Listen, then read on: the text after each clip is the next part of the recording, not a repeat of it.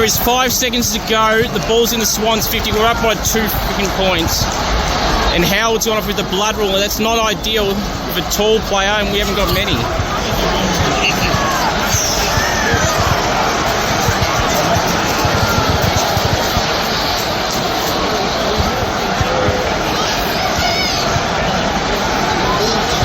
Let's take it easy, Ro.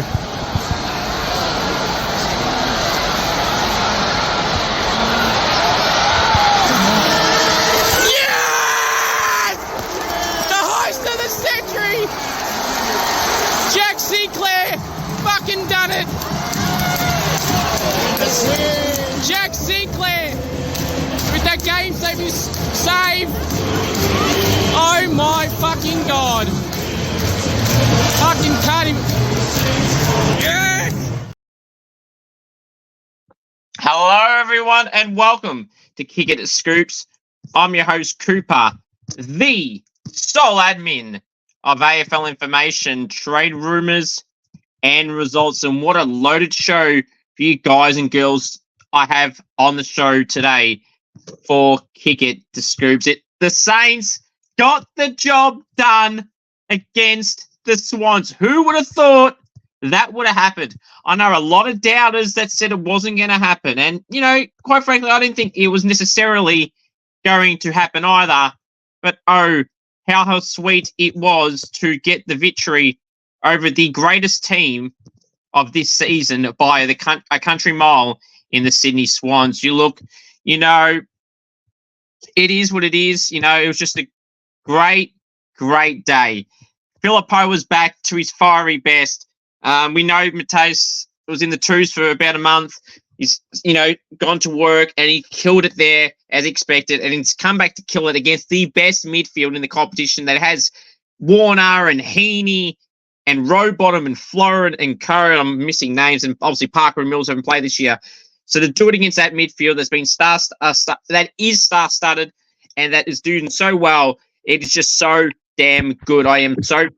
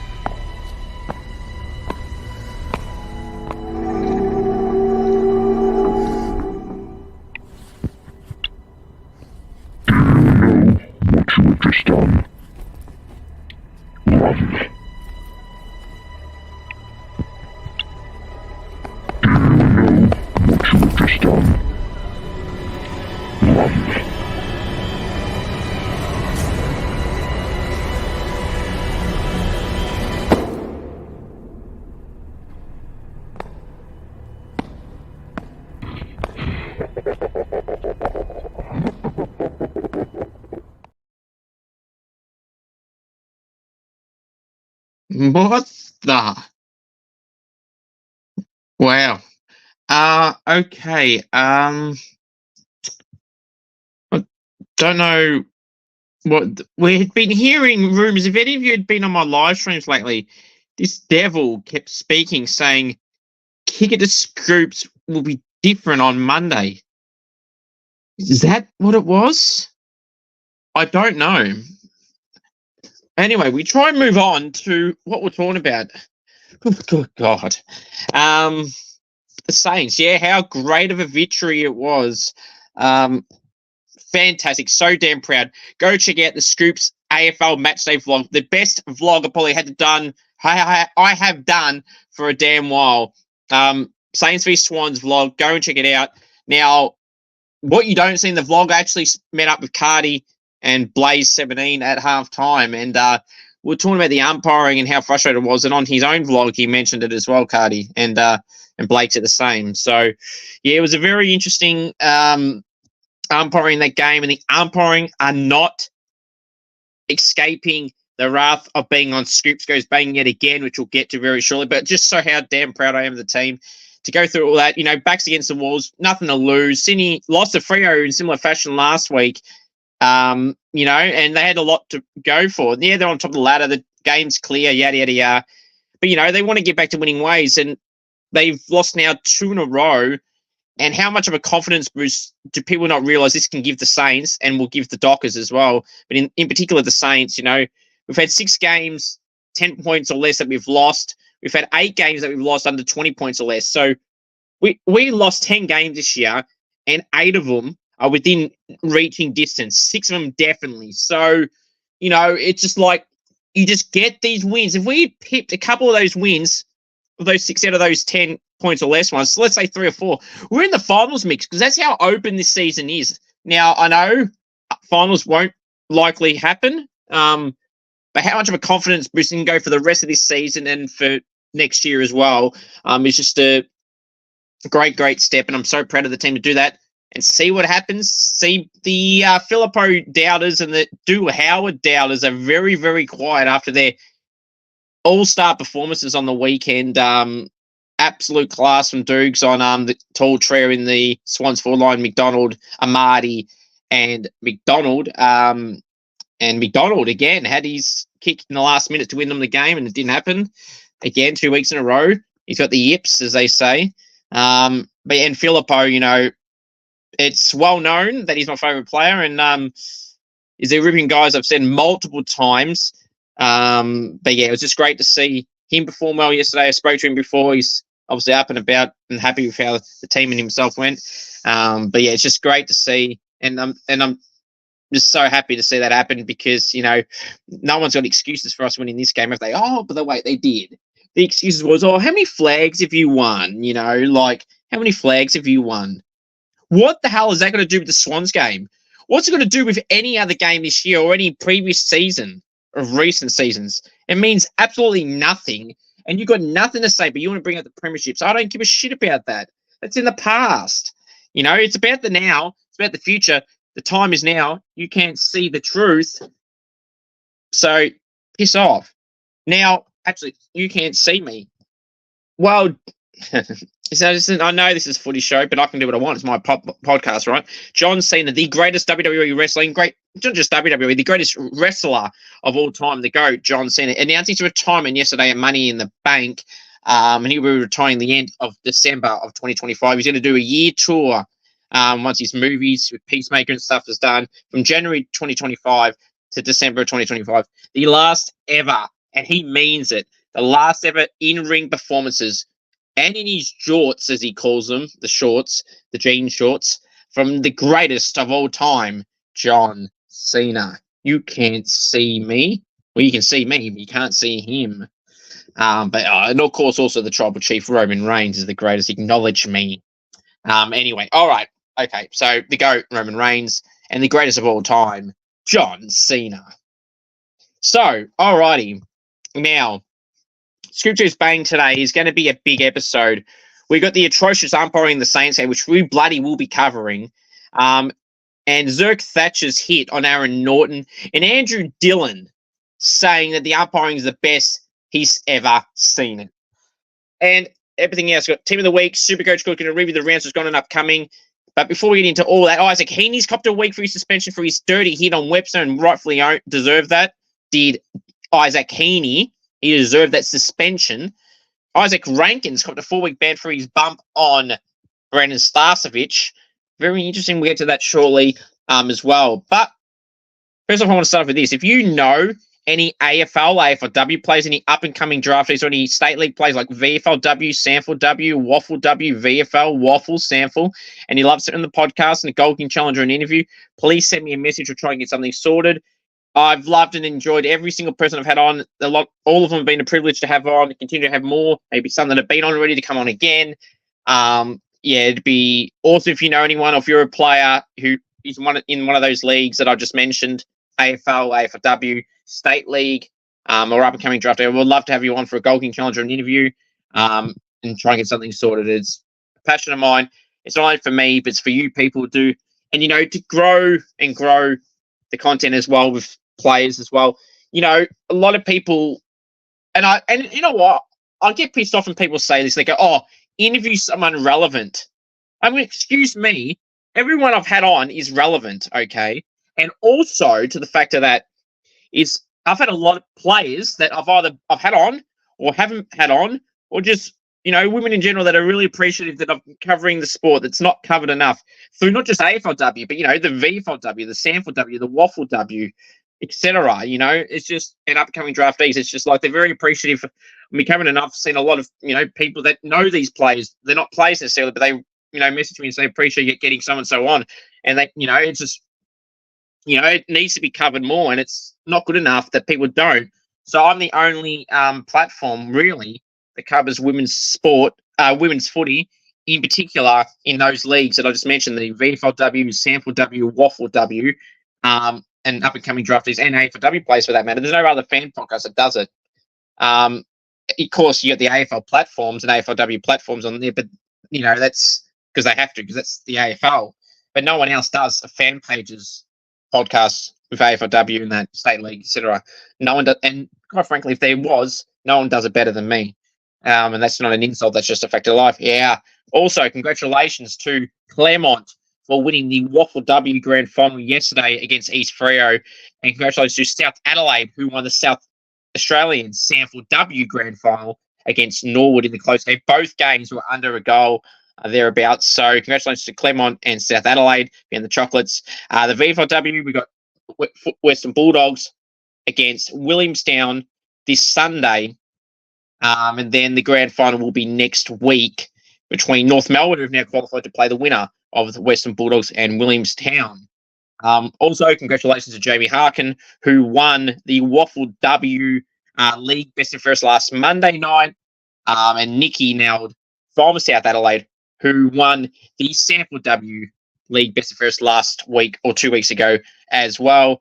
And Jamie Harkin got best on ground in the grand final for Claremont yesterday. So well done to Jamie, Nikki, and everyone at Claremont and the South Adelaide Football Club. Congratulations and good luck too to the Bulldogs and Williamstown this week, and then North Melbourne the week after as well.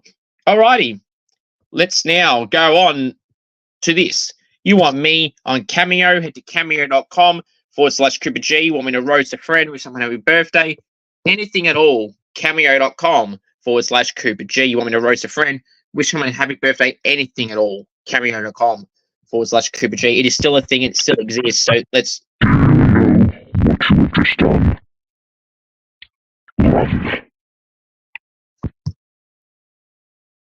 Okay. What's going on here? I don't know. I'm a bit confused with what's going on here. This whatever you want to call it says they're going to take over. It's going to be different this week. Can you just please let it run? I shouldn't have said the word run because they're telling me to run. Oh, anyway, let's move on. Alrighty. Let's go on to the world famous segment. Oh, it's world famous. Remember, also, by the way, before we do that, please like the video and subscribe if you haven't already. We're aiming for 20 likes for this video. So let's get right into the thick of things. Let's start off with the world famous segment. Scoops goes bang. Boom. Oh, what are you bang on about today? Well, we just told you what we're going to talk about, so let me talk to you. Now, first thing I want to talk about is the atrocious umpiring the Saints game. Now, go watch my match day vlog and you'll see some reactions to some frees. And if they weren't captured in the video, you can go check the game highlights. Now, Chad Warner was Sydney's best player by far. It was probably their only star standout player for me. And anyway, regardless of that, he had a play with Amadi where he got, I think it was his second goal.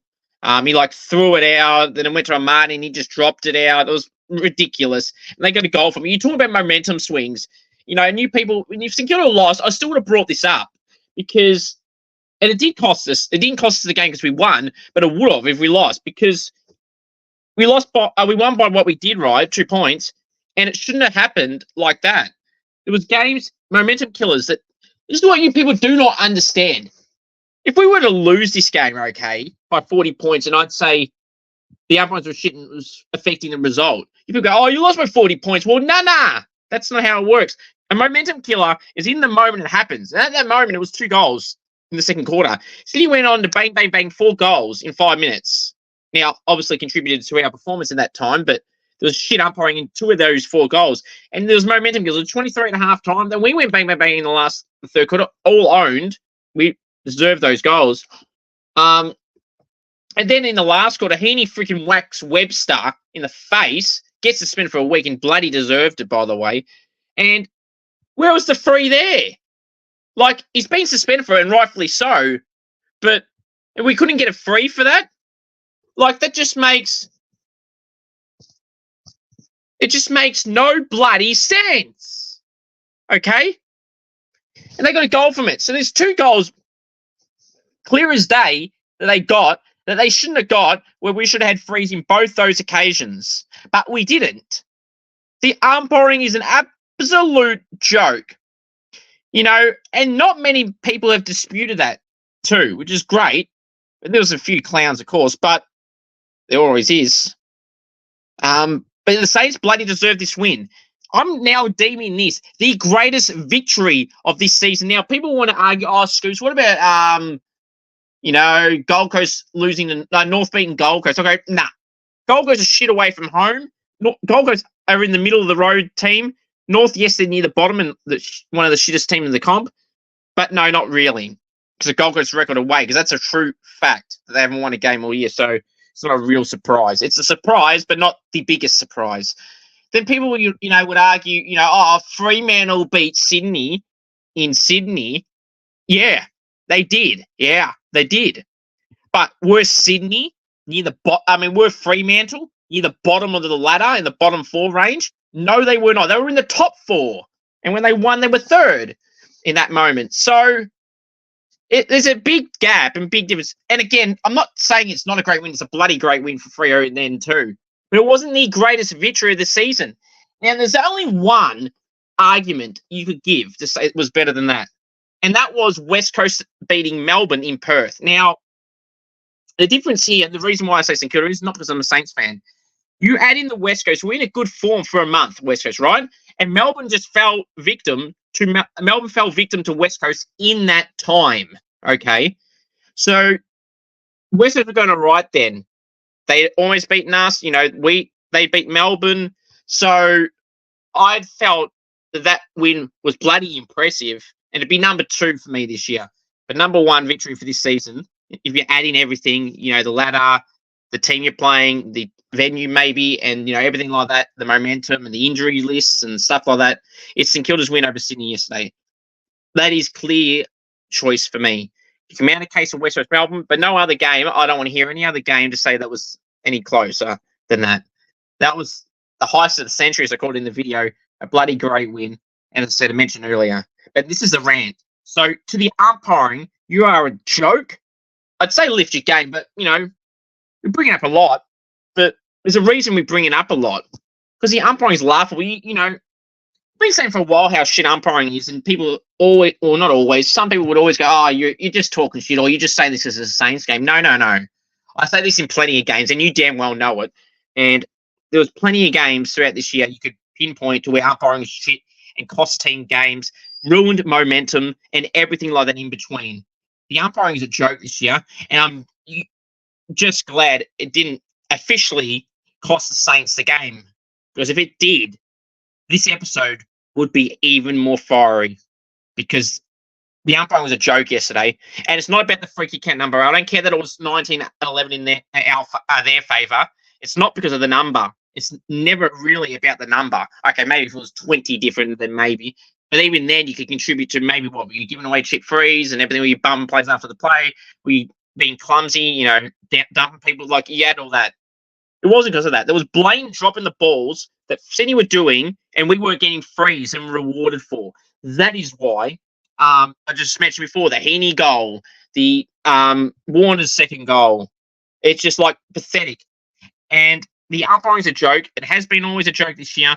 And this is a great segue to now mentioning umpiring again, but in the form of Andrew Dillion. Andrew Dillion, early last week, after the podcast, of course, in a day or two later. So I've been waiting and sitting on this for about 5 days. Andrew Dillion said that the umpiring department's umpiring the greatest it is ever been. Let me repeat that for you so I can speak properly. See, I'm so thrown off by what just happened, the devil thing. But anyway, so Andrew Dillion said the umpiring is currently the greatest he has ever seen it and the greatest it's ever been in. Bullshit. It is the worst it has ever been. You know, they got to a point where there was some weeks where I wasn't bringing umpiring up, but this year I would love to have a record of how many weeks I've had to bring up the umpires in some form of a way in this season. In any team, not just in Kilda, in other games. I've made it pretty well known that I've said in a lot of games this year that aren't related to St Kilda. The umpires are joking. For Andrew Dillion to say that it's the greatest it's ever been in terms of this umpiring standard is a joke. I mean, you would have thought, right, having 4 umpires would actually help umpires, right? You know, because they sometimes will miss some. But somehow it's made it even worse. Because you've got out-of-zone umpires calling ones for ones that either shouldn't be paid, and then for the ones that are actually right in front of them, that are blatantly obvious frees, they're not paying for whatever, whether it's a high tackle or whether it's a drop in the ball, a throw, someone getting the head taken off. Like, you would think the 4th one would make it better, but somehow it's worse. That it's just laughable. It really is. I'm sick of bringing it up, but then, of course, Andrew Dillion had to be an idiot and say what he just said and say it's the greatest umpiring he's ever seen. I don't know what he's watching, but it's the worst it has ever been. The best it's ever been, he says. It is the worst it has ever been. There's no ifs, ands, or buts about it. It is quite frankly embarrassing, the umpiring this year.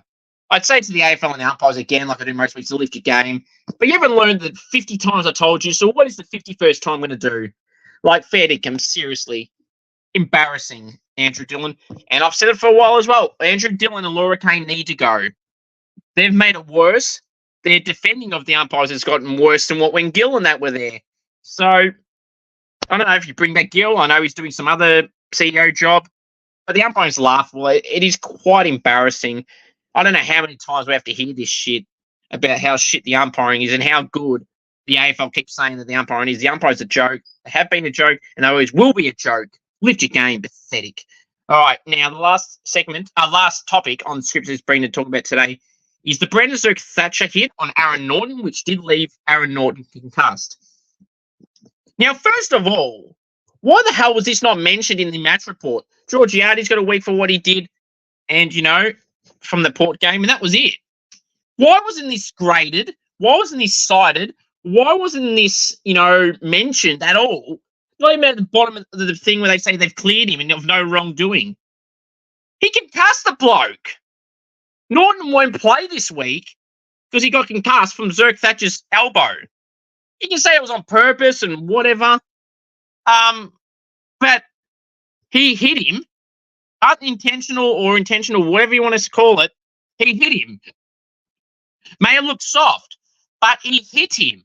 And he got concussed from it. That is as clear could get to say that's a week. Why has he not gotten a week? I would love to know. And I would love a real explanation from the AFL why he wasn't cited at all.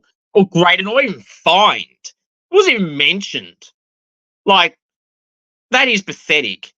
That is clear as clear can get. That's a week. And how it wasn't, I don't know. Actually, well, it might shock. No, the AFL are run by a bunch of clowns, but they don't know what they're doing and just say everything's good when it's not. It's just how he didn't get suspended is atrocious. To the AFL, again, lift your game, pathetic. The tribunal, Michael Christian and co, absolutely useless. But shall I be surprised any further? Lift your game. Pathetic. Hope you guys and girls enjoyed that edition of the world famous segment, Scoops Goes Bang. I'm getting thrown off by that stupid devil. Now, what are we going to go through next? Now, let's talk about the Isaac Heaney. This is not in Scoops Goes Bang. Let's just talk about it in general. Isaac Heaney copped a 1-week ban for his hit on Jimmy Webster. And he deserved that suspension, did Isaac Heaney. You can't go swinging your arm out, and again, intentional or not, and then hit someone in the nose. They had a blood nose out of it. potentially broken nose, and you get away with it. I don't care that he's a Brownlow medal contender, and I'm glad they gave him a week. Finally, they're making the right call on players that are near Brownlow contention. They always let them off. Carter's got a week, which was also a surprise at the time when they did that. This one, I'm surprised that they actually did the right thing for once. The AFL making right calls. Good God. Well, really, it's Michael Christian. The AFL, don't tell me the AFL don't have influences on things. That's why you see players like Dacos and they not get suspended or cited, or Dangerfield and Co. for things they do, or people they like not get suspended, or Bonapelli does something, doesn't even get cited. Like, yeah. But anyway, Isaac Heaney deserved a week. Probably should have got 2. But I'll accept 1. But I won't accept 0. I know the Swans will appeal it, and fair enough, because he's a Brownlow medal contender. Isaac Heaney's a gun and in contention. But yeah, we'll have to wait and see. Now, Isaac Rankin got 4 weeks for his bump/run into Brendan Starcevich, who got concussed from it too, might I add. He was always getting a week or 2, but I'm a bit surprised that he's gotten 4 for this. I'm trying to fathom what he really, really did to cop 4 weeks. He bumped him, like, people want to use the Luke Parker thing in the VFL when he did it to the Frankston player who hurt his jaw, and was concussed or something like that, or just broke his jaw. I'm a bit confused with this Rankin one. I watched it 2 times, and I'm going, what did he actually do? I'm confused how he got 4. Glad he got a week at least, because now he's not playing against the Saints this week, thank Christ. But I don't know how he got 4. I'm really confused by this. Let me know your thoughts on that one in particular down below. Just really confused. Really confused why he got 4 weeks. But here we are. All right. Now, let's go through my Scoops round 17 AFL team of the week. Alrighty. From the back line, the pockets. Callum, reliable Wilkie. Connor, Iden. Fullback, Dougal Howard. Back line, the flankers, Colby McKercher and Harry Sheasel. And centre half back, Charlie Compton. Wingers, Jack Sinclair. Other winger, Connor Rosie. Centreman, the 2-time Brownlow medalist, Lockie Neal. Half forward line, the flankers, Mitch Georgiades and Ben Keys. Centre half forward, Jesse Hogan. Forward pockets, Shy Bolton and Bradley Close. Full forward, Jacob Van Rooyen. Ruckman, Kieran Briggs. The Rovers, Mateus Philippou. Did you hear that correctly? Mateus Philippou. And Patrick Cripps. Interchange, Andrew Brayshaw. Josh Dunkley. Zach Butters. Steel side bottom. And Tom Green. The emergencies, Chad Warner, Jai Caldwell, and Brent Daniels. Reasons for these selections. Let's get that banner off for just a second. So, Cal Wilkie, an absolute rock in the Saints defense. He has to be a contender for a back to back. Let me repeat that. A chance to go back to back. All Australians for Cal Wilkie. Broke the record last week for the Saints most game against, who we played before? Port Adelaide, whoever it was, when we got screwed by the umpires again. Anyway, 26 disposals this week, 14 marks was a lock. Dougal Howard, man, a guy that's heavily criticised by Saints fans and people in the AFL and former Port player as well. And the Port fans still shit on him for some reason. I don't know what their weird obsession is. He and Riley Bonner both having good form this year in patches for sure. But Dukes, that match-saving effort on the goal line where he jumped into the crowd showed the effort that Dukes put in, and for the team back from his injury for a couple of weeks. Great to have him back. We missed him in there the last few weeks. He was in good form before the injury. He was freaking awesome. I don't even need to bother reading his stats out. If you just watched the game, you just knew how fucking dominating he was. Excuse my French.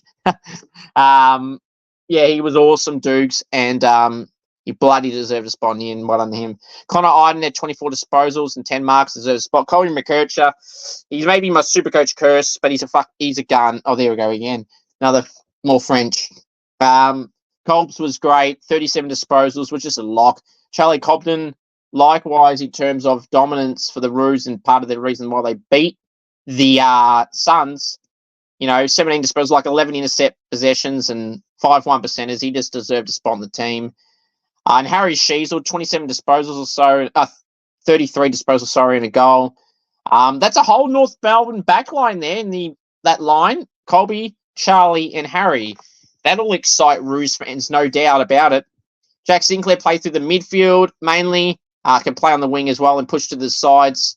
That effort that Sinks did late in my vlog, we saw he ran through Goulden and another Swans player. And if he didn't do that, which is what led to that Roll Marshall kick where it freaking bounced away, gave me nightmares of 2010. And if that cost us, I would have lost it even more about that. But that's the play there where he passed it to Rowe. Sinks is a gun. There's a reason why he won the Scoops medal for last year. Sinks is a gun. Where will he feature this year? You'll have to wait and see. That big extravaganza show later in the year. But Sinks, 28 disposals, kicked a goal. He's a freaking machine, a gun player. All Australian contender again for this year. Lockie Neal kicked 3 goals, 34 disposals. Do I have to say more? Connor Rosie, what a dominant game he had. He had like 18 disposals in the first quarter. That's insane. Finished with 36 and a goal. It was a lock. They smashed the Bulldogs. George Audis kicked 4 of those early, yes, but still a team of the week worthy performance. Jesse Hogan kicked 5 with 15 disposals, deserved it. Ben Keys kicked 4 with 14 touches, deserved it. Shai Bolton kicked 4. Jack Van Rooyen kicked 4. Brad Close kicked 4. Now, there's some other key forwards that missed out, but who do they replace of those 6? Ruck, Kieran Briggs, 20-odd disposals, like 40 hit-outs with a lock, considering that Tom De Koning wasn't that good. Philippou, my man Mateus, all aboard the Philippou train. Then, now, forever together. We say it all the time. So there it is for now. There he is on the screen. G'day, mate. So 26 disposals, a goal, 2 goal assists, 10 score involvements. He was a gun.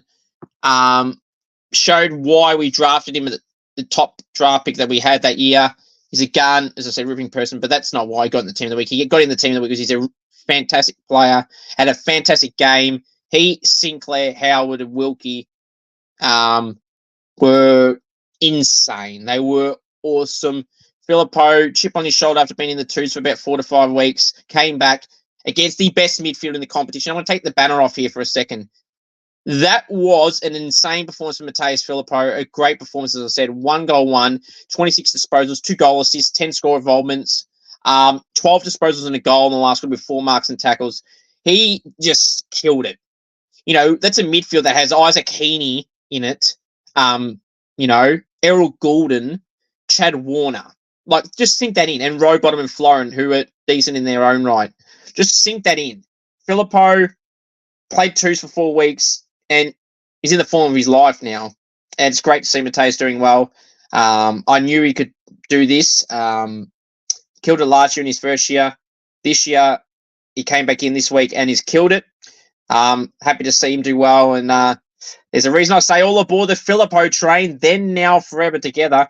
Because he's a star and he's a river person. And I'm very happy for him to see him do well. And, no one can doubt now that performance, because not only was it he did that against the best midfield in the comp that has all Australian players spread it all over the team, and that midfield those midfielders could all be in the All Australian team for Sydney this year. In the AFL's All Australian team, might be in mine as well. So, Philippou, absolute gun, and killed it. I'm proud of him to do that, and kick that goal. Right, so there is the rest of the team. We're going to go through, continue. Paddy Cripps, 2 goals, 33 disposals. Carlton may have lost, but he was awesome.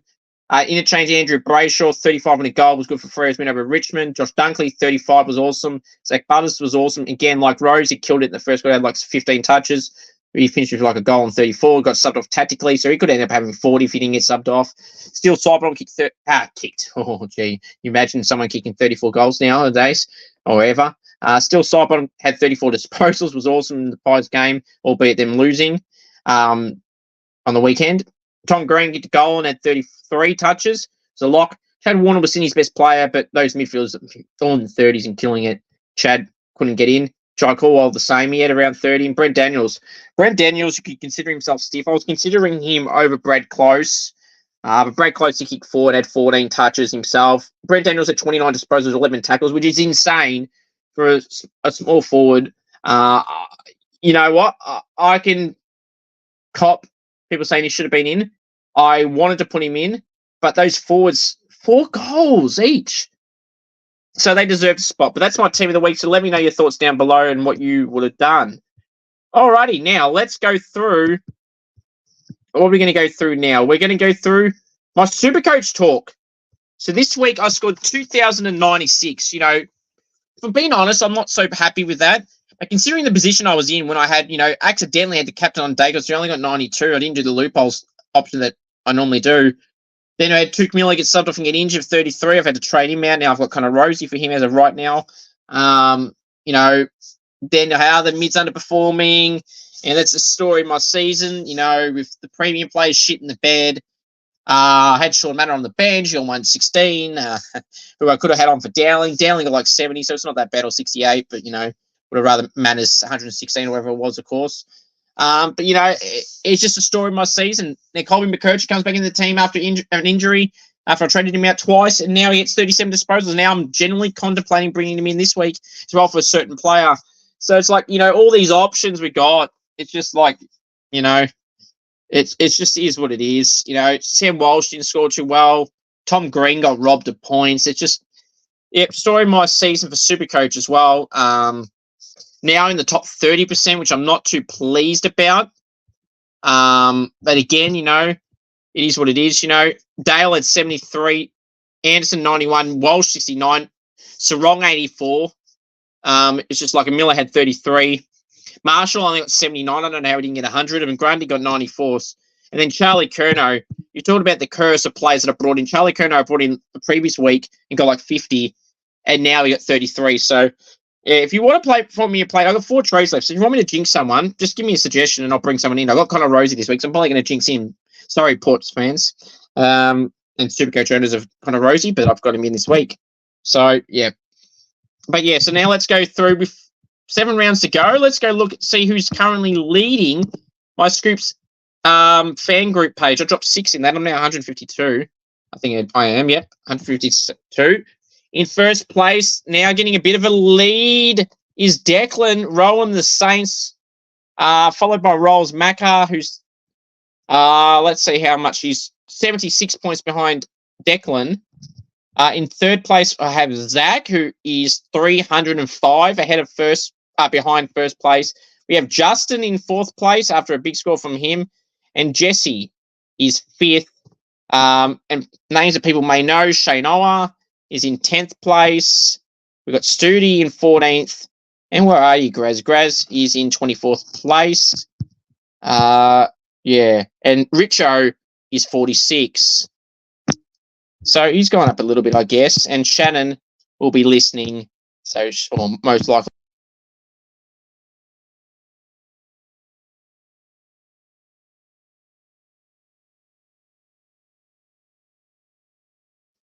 Shannon is 203rd.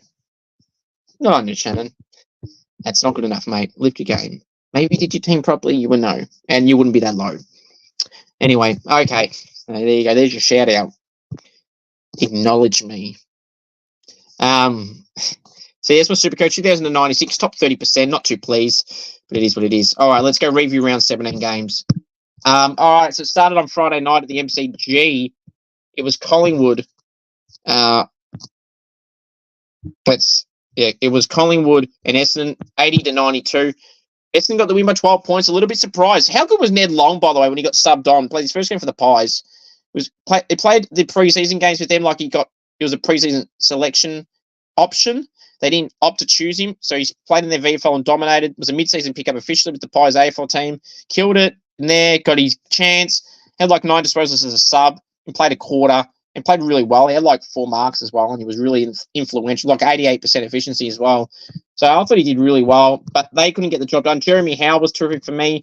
I know the stats will say he had like 2 goals and 11 touches and 6 marks. I was actually generally considering for team of the week, but all those goals, players got 4 goals plus and then numbers similar or more. So I couldn't put him in, but he was bloody in contention after that game. He was literally in the team. Nick Dacos as well held. He may have had 31, but he did absolutely nothing with it. I would know. He went up 42%. But he also did have 17 contested possessions and 12 clearances. So it's like, was he really bad? Was he just robbed of Supercoach points? I think he was robbed of Supercoach points, but I don't think he played that well, to be brutally honest. The Pies won't be happy. They'll lose Brody Mychik with torn pecs. So unfortunately, there's another player out for them. Sidebottom was good, but Merritt and Caldwell and Dylan Shield, who came back in with 26 disposals, was their best player as well. All right, so let's go to the next game. Actually, before I continue to go through the games, I want to go through the milestone games for this round. Congratulations to a Saintar, Brad Hill, Brad Hill will play game 250 for the Saints, in the AFL. So I know Brad against the Crows Saturday night at Adelaide Oval. Brad's been a premiership player at the Hawks, been a great player in the AFL. Had his form slumps over time since joining St Kilda, but he's had some big moments, and this year he's had some better moments than not. So on Brad on game 250, well deserved. And Paddy Cripps, Harry Cunningham, if back from injury, and Lockie Hunter, if selected, will all play game 200. Congratulations to all 3 of them if they do end up playing it this week. All right, now let's go through the next game of the round 16 games to go through, which was the Saturday game. So it was Port Adelaide and the Bulldogs. 102-54. Bulldogs lost by 48 points. Bulldogs were shit. Bottom Pally's not getting any votes. If you don't like it, as Liv Morgan would say, if you don't like it, you can go cry about it. Port were awesome. Butters and Rosie were really good. Georgiades, in particular in the first quarter. But yeah, Ollie Wines was really good. Logan Evans also was good. And for the Bulldogs, just Adam Treloar. The rest were absolutely shit. North Melbourne 87 defeated Gold Coast 83. Oh, the Roos will be up and about. Gold Coast had a chance late from, was it Bailey Humphrey? No, not Bailey Humphrey. Someone had a shot late for Gold Coast. I'm having a complete blank at the top of my head, and they didn't score it. And Ben Ainsworth it was, actually, wasn't it? Yep, it was Ben Ainsworth. Will Powell got a goal late. First goal in a couple of years for Pally. But yes, and then Ben Ainsworth missed a chance. He could have scored. They had about under a minute to go, and then Gold Coast couldn't have a chance again, and the Roos held on. And a great win for them. And Gold Coast, again, they have another loss away from home. They have not won a game away from home. They haven't lost a game at home, but they haven't won a game away. So it is a concern. They could straight into the finals depending on the, how they go. They could pinch on. They play West Coast, I believe, in Essendon. West Coast and Richmond away, which is interesting because they should be beating them easily. But they're going to be away. They're going to have that curse again. Or will that curse finally be broken when they play those sides? They play a few other teams away, but they're the ones off the top of my head, I believe. I remember Gold Coast fan telling me without looking at their fixtures. So I think they would win them. But if they don't win them, their season's done. Pretty much, if you go off the pattern they've been going at. But for the Gold Coast, took Miller out injured. Braden Fiorini should be in. He should have been in with Miller there, so he should really be the replacement. But for them, Noah Anderson was all right, and Flanders was okay. But that's it. The Gold Coast Suns will be very disappointed with that. Now, the next, and LDU was really good for the Roos with McKercher and Sheasel and Comden that I mentioned earlier in the team of the week.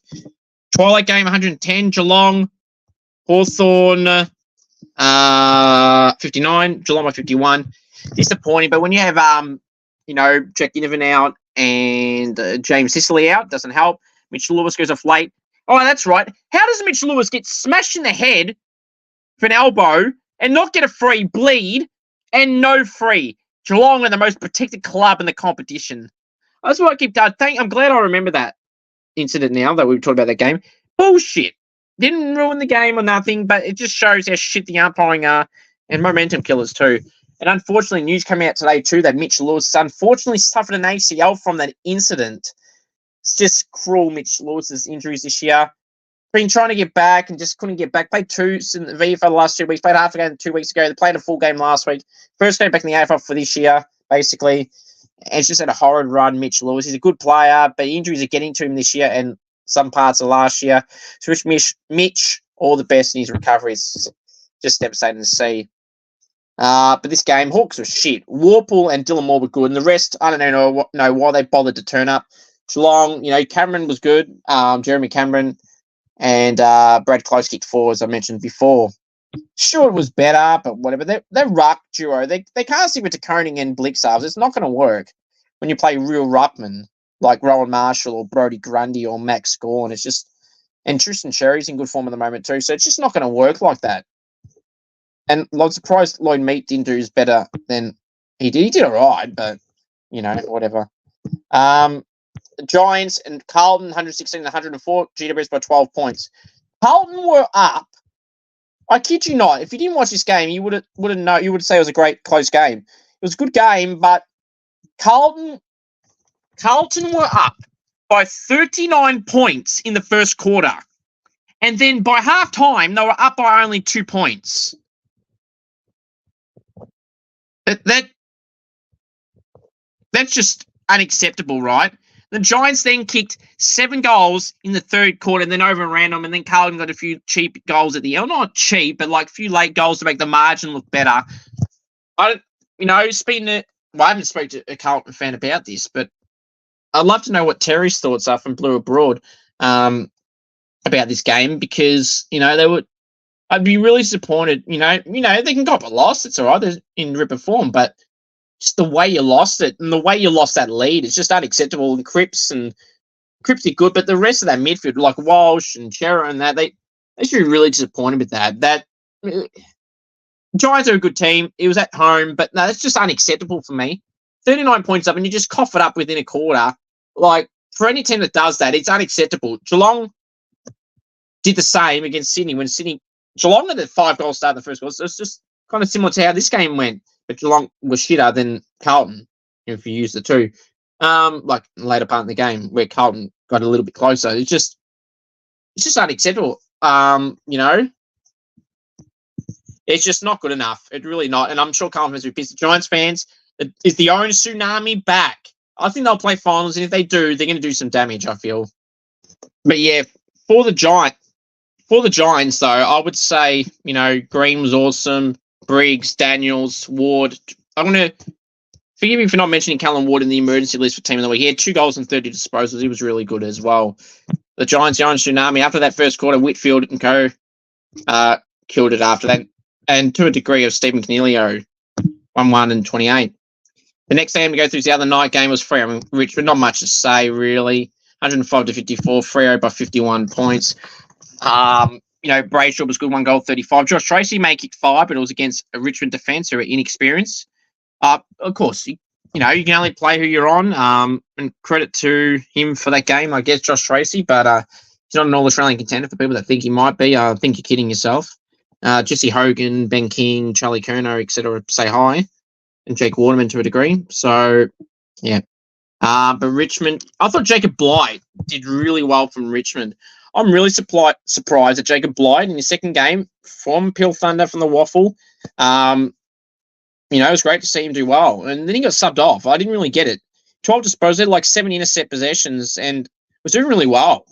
Like, you want to give him the experience. Why did you not sub off Noah Cumberland or Seth Campbell, who had like 4 touches and had 0 impact on the game? I don't get that. Really surprised. Jacob Blight had a good game, and I'm really surprised they subbed him off.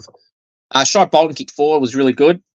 But not much else. Toby Nankervis was fine, but yeah, Richmond were bad, unfortunately for them.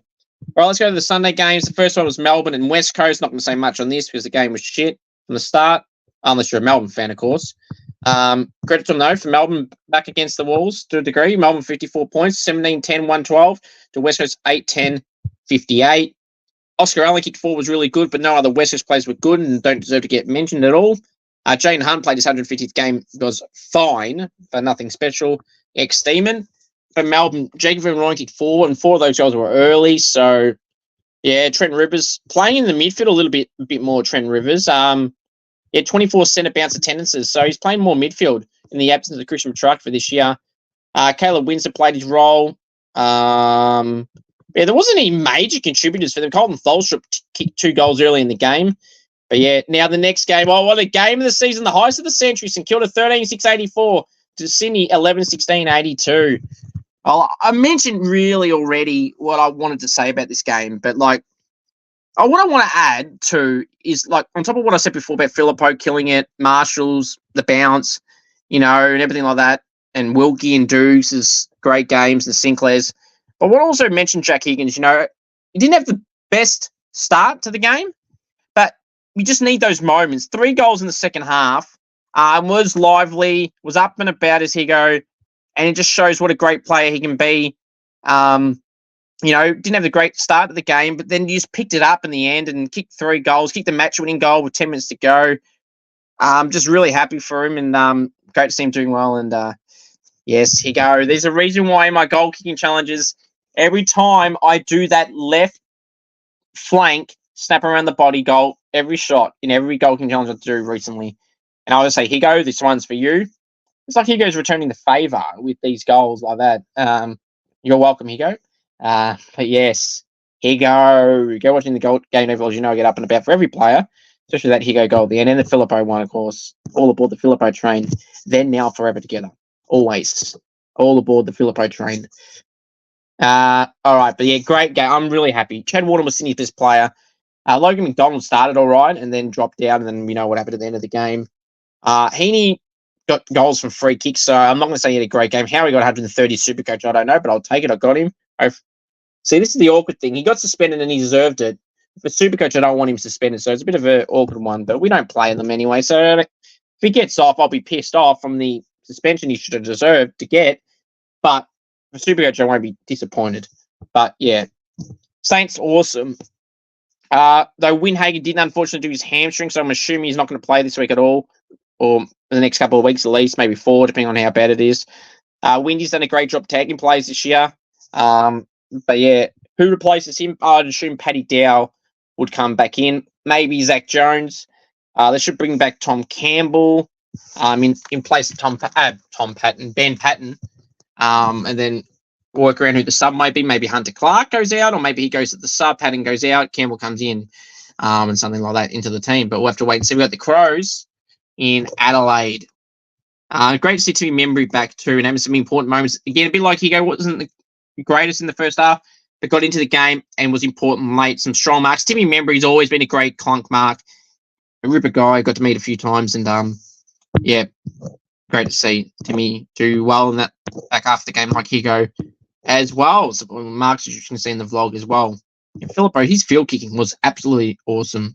So I didn't mention that part earlier, but that some great marks, some great moments, 2 goal assists, 10 score involvements, 26 disposals, 1 goal, 12 touches, 4 marks, 4 tackles in the last quarter. Elite for Philippou. All aboard the Philippou train. Then, now, forever together. Now, last game of the round. Interesting one. Brisbane were on top from the start, 97 to 86. 11 points in the end. But last quarter, it was 4 goals to 2. Adelaide got like 2 goals at the very end. Still a good game. Yeah, so really good from the Brisbane Lions. Neil, 3 goals, 36, as I mentioned earlier. Lock for the team of the week. Dunkley, awesome. Charlie Cameron got a new extension and didn't do too much.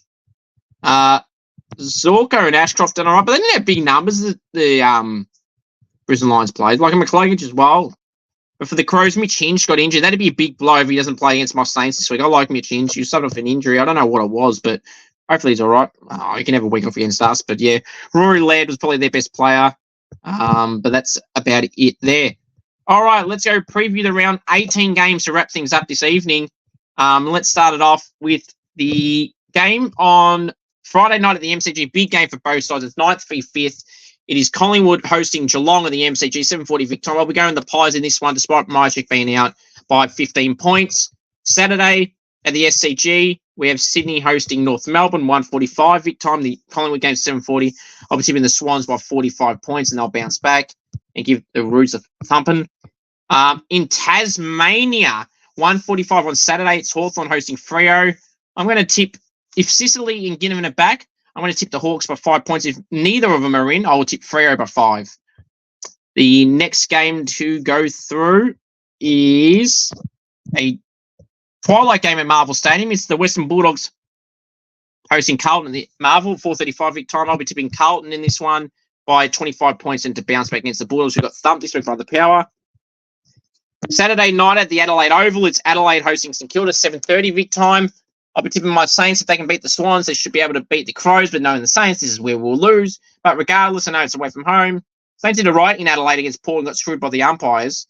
And the Crows aren't as good as Port. So I'll be tipping the Saints here by 10 points and hopefully get the chocolates there. The other night game at the MCG, it is Melbourne hosting Essendon, 7:30 Vic time as well. I'll be tipping Melbourne in this one by 15 points. The 3 Sunday games, first one up at Heritage Bank Stadium, as I call it, because that's what it should be called, or Metricon. It's Gold Coast hosting Port Adelaide, 1:10 Vic time. I'll be tipping the Gold Coast Suns in this one by 10 points as it's at home. Jared Witts, will he be back? I don't know. And then Moore will have to go up against Jordan Sweet or Ivan Soldo. So state league level ruckman, so whatever.